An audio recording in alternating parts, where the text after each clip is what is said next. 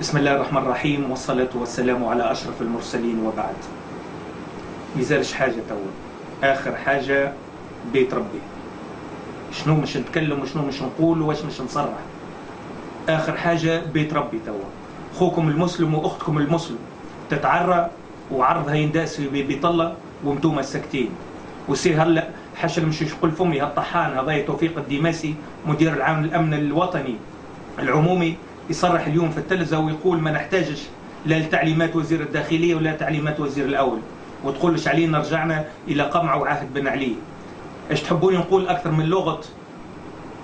لعنة الله عليكم يا زناة الليل، لعنة الله عليكم يا أحزاب العار، ولا أستثني منكم أحدا وأكررها، لا أستثني منكم أحدا.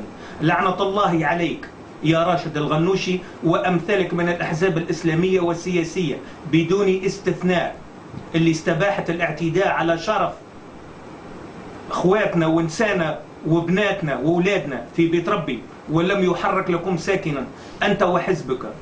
قالوا النهضة شيء يضحك، لو كان مشيت نهضت بروحك خير لك وكان لك أحسن.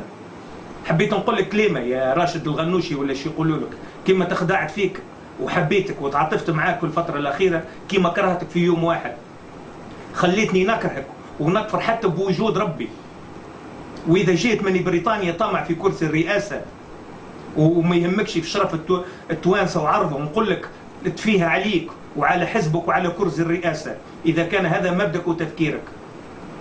حطها مرتك ولا بنتك ولا أخوك ولا ولدك اللي انتهكت وتضربت وتعرات اليوم وتعرى شرفها. قل لي مش تعمل. كلكم فاسدون، كلكم فاسدون، وهذه المرة لا أستثني منكم أحدا، أنت والمرزوقي وغيرك وبكلكم، وتفيها عليكم وعلى مخير فيكم. اللي استباح دم الشهداء ما يشرفناش، وما يشرفناش باش نعرفوه ولا نسندوه ولا حتى يكون تونسي. علموني يلي تعرفوا اش قال ربي، علموني اش جاء في كتاب ربي وكيفاش نكون مسلم صالح. علموني كيفاش نسجد لربي ونقول لا اله الا الله وانتم قاعدين تسجدوا للكراسي والمناصب. عمري كامل، عمري 43 عام لا شربت لا شراب حاشا هالشر الفضيل ولا تكيفت طول عمري ولا سيجار، وقلت ربي يهديني توا والوضع تغير ونولي نصلي شويه. كفرتوني بربي وبيكم وبالدنيا الكل. لو كان مش حرام، لو كان مش احترام للناس واللي بنسمعكم وسخوا ذانكم يهمل.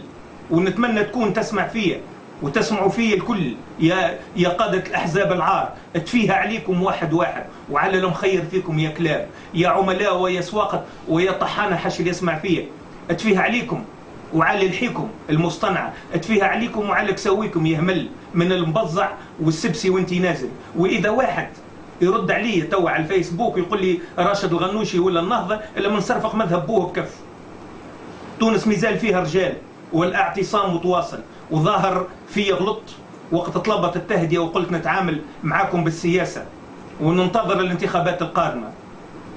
حبيت نقول لكم انتظروني توا يا حكومة العار، والرد الآن والمفاجأة التي في انتظاركم. وعبد الرحمن سقير لا يهاب الموت ولا يهابكم. وإذا نزهر عليكم توا وحده الا من بولكم في سراولكم حاجه اللي يسمع فيا، هذا اذا كان عندكم سراول في الاصل يا كلاب يا اوباش. واطبق ما وعدت به سابقا، واطبق مع الخيان والشرفاء الامن الوطني والشرطه والجيش الذين ابدوا استعدادهم للتضحيه في سبيل عزه تونس وكرامه الشهداء وشرف انسانا ورجالنا والشرفاء الاعلام اللي انتهكت اعراضها اليوم في بيت ربي امامه ومرأة ومسمع العالم. التهيئ والاستعداد لما اتفقنا عليه سابقا، واني ادعو للتعبئه العامه لمناصره اخواتنا واخياتنا والتوجه حالا الى ساحه القصبه. رحم الله الشهداء، الله اكبر، عاشت تونس حره مستقله، والسلام عليكم ورحمه الله وبركاته.